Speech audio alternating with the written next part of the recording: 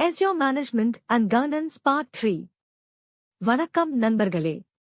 இன்று நாம் Azure Management and Governance Part 3 பற்றி விரிவாக பார்க்கப் போகிறோம்.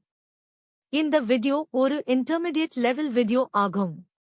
இதில் நாம் பார்க்கப் போகும் முக்கியமான டாபிக்ஸ். Azure Cost எப்படி கால்குலேட் ஆகிறது? Pricing Calculator எப்படி பயன்படுத்துவது? Cost Management Tools எப்படி வேலை செய்கிறது? Azure Tags என்ன மற்றும் ஏன் பயன்படுத்த வேண்டும்? Azure Policy மற்றும் Resource Logs எப்படி பயன்படுகிறது? Azure Monitor, Azure Advisor, Azure Service Health போன்ற monitoring tools. Azure Arc மற்றும் Azure Resource Manager மற்றும் ARM templates. இந்த டாபிக்ஸ் அனைத்தும் ரியலில் Azure பயன்படுத்தும் போது மிகவும் முக்கியமானவை.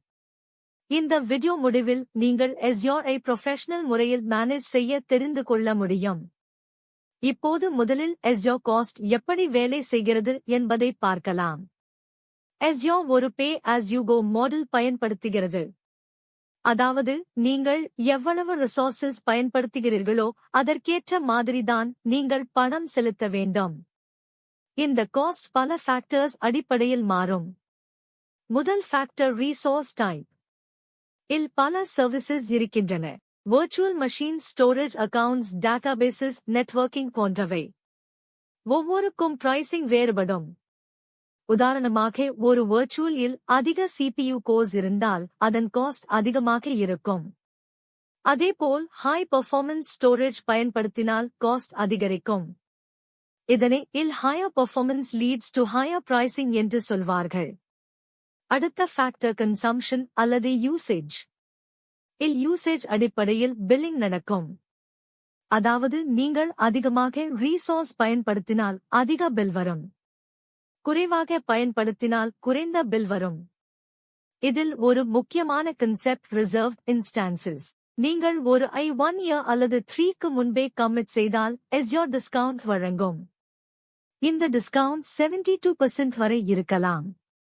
இந்த ரிசர்வ்ட் பிரைசிங் என்று அழைக்கப்படுகிறது. மூன்றாவது ஃபேக்டர் மெயின்டெனன்ஸ் மற்றும் ரிசோர்ஸ் மேனேஜ்மெண்ட். பல நேரங்களில் டெவலப்பர்ஸ் ஒரு வர்ச்சுவல் மெஷின் கிரியேட் செய்வார்கள். அதற்கு இணையாக ஸ்டோரேஜ் மற்றும் நெட்வொர்க் ரிசோர்சஸ் கிரியேட் ஆகும். பின்னர் VM delete செய்தாலும் அந்த ஸ்டோரேஜ் அல்லது நெட்வொர்க் ரிசோர்சஸ் நீங்காமல் இருக்கலாம். இது unnecessary காஸ்ட் உருவாக்கும்.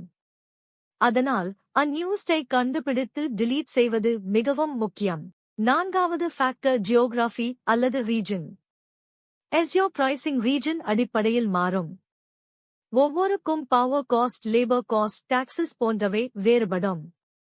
உதாரணமாக இந்தியா ரீஜன் மற்றும் US ரீஜன் pricing வேறுபடும். அதேபோல் டேட்டா டிரான்ஸ்ஃபர் ஒருல இருந்து மற்றொருக்கு சென்றால் கூடுதல் காஸ்ட் வரும். ஐந்தாவது ஃபேக்டர் நெட்வொர்க் டிராஃபிக். இல் இன்பவுண்ட் டேட்டா பொதுவாக ஃப்ரீ ஆகஸ்ட் இருக்கும். அதாவது உள்ளே வரும் சார்ஜ் இருக்காது.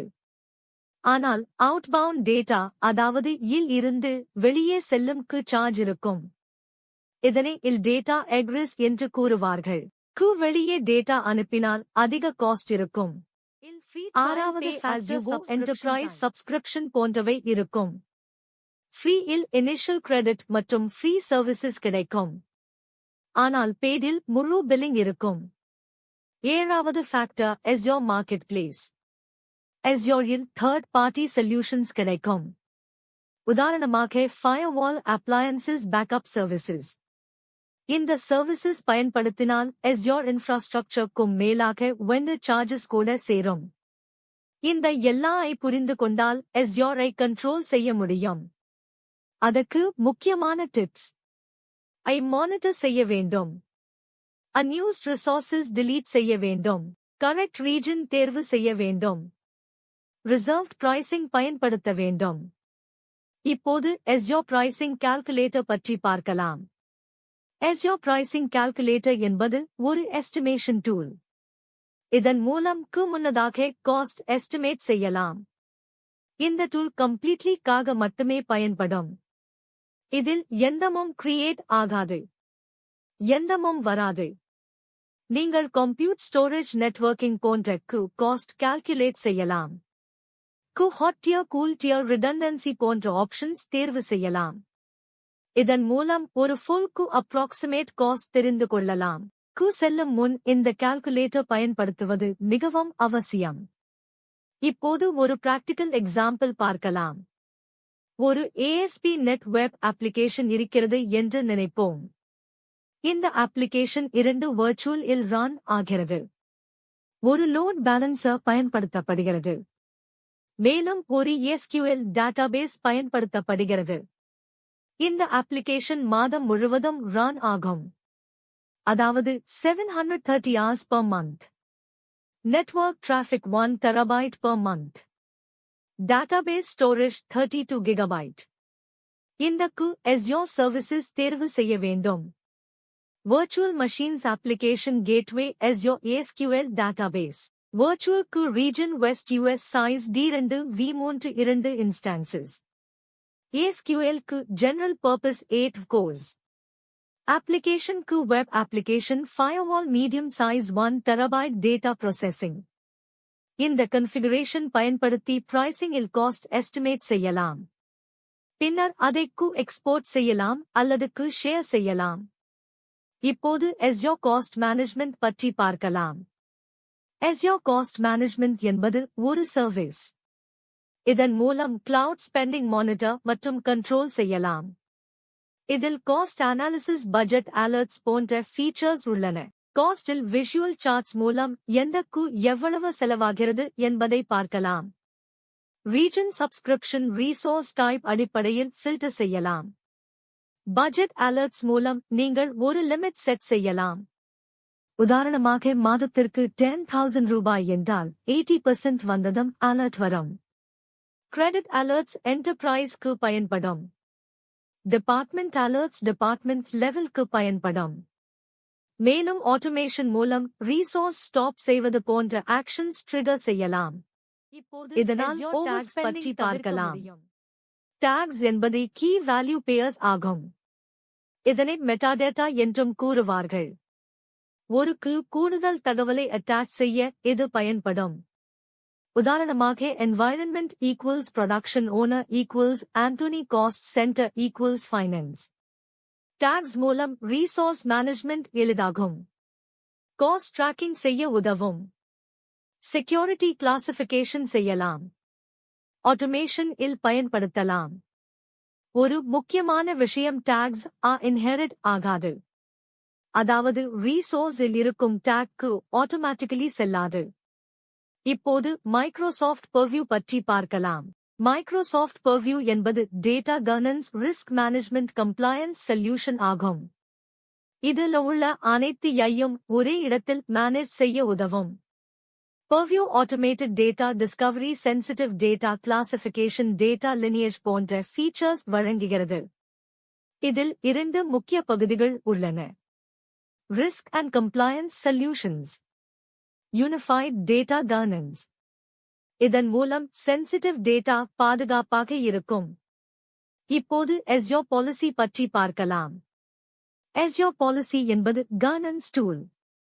இதன் மூலம் ரூல்ஸ் கிரியேட் செய்து ரிசோர்சஸ் மீது என்ஃபோர்ஸ் செய்யலாம். உதாரணமாக only specific VM sizes allow செய்யலாம். Azure Policy non-compliant ஐ டிடெக்ட் செய்யும். அதேபோல் prevent அல்லது audit செய்யும். Auto remediation மூலம் automatically correct செய்யும். Policies resource group level subscription இல் apply செய்யலாம். Policy initiatives என்பது multiple policies group ஆகும். இப்போது resource locks பற்றி பார்க்கலாம். Resource locks என்பது protection mechanism. இதன் மூலம் resources delete அல்லது modify ஆகாமல் பாதுகாக்கலாம். 2 types உள்ளது. delete lock மற்றும் read only lock. delete lock இருந்தால் delete செய்ய முடியாது. read only lock இருந்தால் update மற்றும் delete இரண்டும் செய்ய முடியாது. owner access இருந்தாலும் lock remove செய்த பிறகே change செய்ய முடியும். இப்போது Azure Tools பற்றி பார்க்கலாம். Azure Portal என்பது web-based graphical interface. இதன் மூலம் resources create manage monitor செய்யலாம். Azure Cloud Shell என்பது browser based command line environment. இதில் PowerShell மற்றும் Azure CLI இரண்டும் பயன்படுத்தலாம். Azure PowerShell என்பது scripting tool cmlets பயன்படுத்தி automation செய்யலாம். Azure CLI என்பது bash style commands பயன்படுத்தும் tool. இப்போது Azure Arc பற்றி பார்க்கலாம். Azure Arc என்பது hybrid மற்றும் multi-cloud environments manage செய்ய பயன்படும். இதன் மூலம் on-premises resources மற்றும் other cloud resources Azure manage செய்யலாம். இதனால் single control plane கிடைக்கும். இப்போது Azure Resource Manager பற்றி பார்க்கலாம். Azure Resource Manager என்பது Azure Deployment மற்றும் Management Service. நீங்கள் Portal PowerShell CLI மூலம் request அனுப்பினால் முதலில் ARM அதை process செய்யும். Authentication authorization செய்து correct-க்கு forward செய்யும். ARM templates என்பது JSON-இல் இருக்கும் create செய்ய வேண்டும் என்பதை define செய்வோம். இதன் மூலம் repeatable deployments செய்யலாம். Dependency management handle ஆகும்.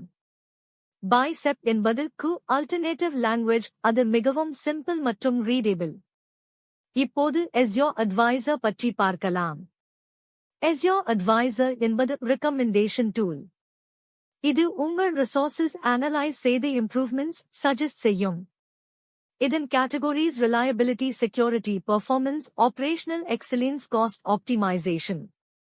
இதன் மூலம் cloud environment optimize செய்யலாம்.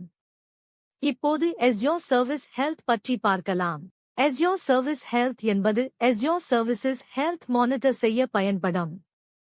இதில் 3 components உள்ளது. Azure Status என்பது Global View. Service Health என்பது Personalized View.